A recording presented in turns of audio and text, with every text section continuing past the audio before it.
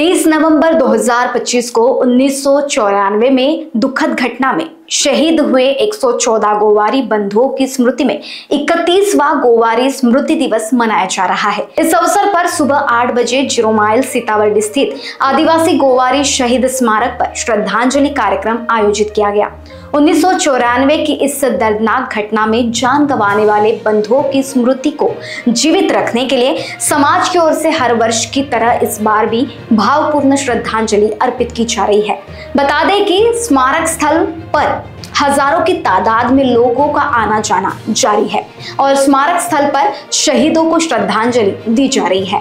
आदिवासी गोवारी समाज संगठन महाराष्ट्र के अध्यक्ष कैलाश राउत ने सभी आदिवासी गोवारी बंधुओं और नागरिकों को इस श्रद्धांजलि कार्यक्रम में सहभागी होने की अपील की थी। साथ ही आदिवासी गोवारी शहीद स्मारक अध्यक्ष शालिक नेवारे इन्होंने भी इस वक्त अब भी न्याय बाकी होने की बात कही है। मी शालिक नेवारे, अध्यक्ष आदिवासी गोवारी शहीद स्मारक समिती।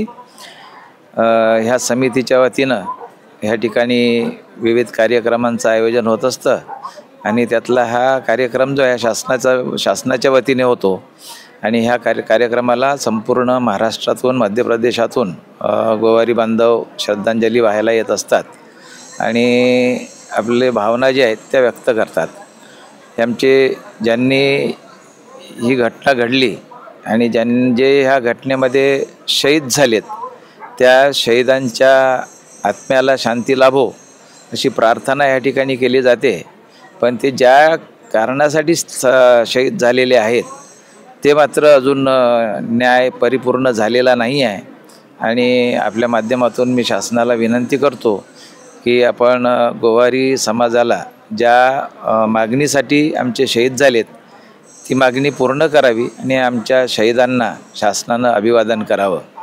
ही घटना जेव्हा घडली 1956 मध्ये कालेलकर कमिशनचा अहवाल लोकसभेनं मान्य केला आणि त्यात गोवारींची शिफारस झाली होती, परंतु लिस्ट जेव्हा आली त्या लिस्टमध्ये गोंडगोवारी अशी नोंद झाली आणि तेव्हापासून गोवारींच्या मागे अन्यायाचा जे सुरुवात झालेली आहे ही तेव्हापासून झालेली आहे आणि सतत गोवारी समाजाचे त्यावेळेपासूनचे नेते कार्यकर्ते आपल्या मागणीसाठी सतत प्रशासनाच्या मागे लागलेत, परंतु शासनानं त्याची दखल न घेता 1985 24 एप्रिल 1985ला एक काळा GR काढला आणि त्या GRनं गोवारी समाजाची जी मागणी होती ती मागणीच नाही तर गोवारी समाजाला मिळणाऱ्या सवलती सर्टिफिकेट्स बंद झाल्यात आणि त्यामुळे गोवारी बांधव हे नाराज झालेत आणि नाराजी व्यक्त करण्यासाठी 23 नोव्हेंबर 1994ला एक भव्य मोर्चा विधानसभेवर आयोजित केला होता आणि ह्या विधानसभेवरच्या मोर्चाला शासनानं आमच्या समोर यावं आणि गोवारी काय आहे, आदिवासी आहेत नाही आहेत त्यांची संख्या बघावी आणि ह्यासाठी गोवारी बांधव एकत्र आले होते। पण तत्कालीन मुख्यमंत्री माननीय शरद पवार यांनी मोर्चाला समोर न जाता ते परस्पर मुंबईच्या दिशेनं निघालेत आणि त्यामुळे ह्या सतत बातम्या ज्या आहेत त्या बातम्या अधिवेशन चालू असल्यामुळे सतत कुठे ना कुठे प्रसारित होत होत्या आणि त्याचा भेट न देता ते निघून गेले आणि आम्हाला ताटकळत ठेवलं आणि शेवटी पोलिसांकडून जो लाठीचार्ज आणि अश्रुधूर सोडण्यात आला, फायरिंग करण्यात आलं आणि त्या फायरिंगमध्ये एक जिवंत विजेची तार तुटून ती पाण्याच्या टँकरवर पडली आणि त्या टँकरच्या त्या पाण्याच्या प्रवाहामध्ये जास्तीत जास्त लोक आमचे सापडलेत आणि ते शहीद झालेत आणि दुसरा जथ्था जो होता तो लाठीचार्ज झाल्यामुळे एकत्र एकमेकाच्या अंगावरती ते पडलेत आणि जवळपास 50 ते 60 बांधव त्या ढिगाऱ्यामध्ये मृत्यू पावलेत। त्या ढिगाऱ्यामध्ये मी दबलो होतो, पण उंची आमची जास्त असल्यामुळे आम्हाला श्वास घेता आला, पण महिला आणि मुलं जी आहेत त्यांना मात्र त्या ठिकाणी श्वास घेता आला नाही, ते गुदमरले आणि ते शहीद झालेत। शासनानं ह्यानंतरही गोवाऱ्यांचे अश्रू पुसण्याच्या ऐवजी अजून आमची मागणी जी ती मागणी बाजूला करून SBCचं तुंतुनं वाजवत SBC जो 2% सवलती जी आहे त्या नियमबाह्य आहेत. कारण सुप्रीम कोर्टानं सांगितलं की 52च्या पलीकडे 50च्या पलीकडे सवलती जायला नको.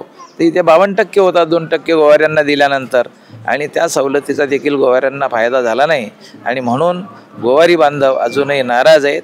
आणि आता सरकार ऐकत नाहीत का, ते विविध मार्गानं विविध पद्धतीनं आंदोलनं गोवारी बांधवांनी सुरू केलेली आहेत. तर त्यामुळे गोवाऱ्यांमध्ये फूट पडलेली आहे असं एकंदरीत चित्र शासनाच्या तर्फे आणि प्रशासनाच्या तर्फे रंगवलं जातं. पण कुठे ना कुठे आम्हाला न्याय मिळेल ह्या भावनेपोळी सर्व गोवारी बांधव जे आहेत ते लढत आहेत. आणि आमची शासनाला मागणी आहे की गोवारींची मागणी जी न्याय्य मागणी आहे ती तात्काळ मान्य करावी आणि शहीदांना त्यांनी आदरांजली व्यक्त करावी. हा जो लेखाजोखा आहे, हा लेखाजोखा आम्ही एका पुस्तकामध्ये हे केलेला आहे. तर ते एक पुस्तक काढले, नरसंहार गोवारी नरसंहार, आदिवासी नागपूरमधला नरसंहार म्हणून एक पुस्तक काढली 2015मध्ये, 2018मध्ये आणि 2025मध्ये. ते तिसरी आवृत्तीचं काल विमोचन झालेलं आहे. हे पूर्ण हिस्ट्री त्यामध्ये टाकलेली आहे पूर्ण. म्हणजे आज जो व्यक्ती आहे, जो पोरगा आहे, 31 वर्ष या हत्याकांडाला झाले. 31 वर्षामध्ये त्या पोराला काहीच माहिती नाही आहे. तर ते आम्ही आज पुस्तकामध्ये त्याला हे केलेलं आहे की ह्या पुस्तकाच्या माध्यमानं त्या मुलांना तरी कळावं की हत्याकांड काय आहे, 23 नोव्हेंबर काय आहे. आज ते मुलगा 31 वर्षाचा झाल्यामुळे त्याला काही माहिती नसल्यामुळे आज आमच्या इथचे जे युवक आहेत ते युवक ह्या ठिकाणी बहुत कमी आलेले आहेत.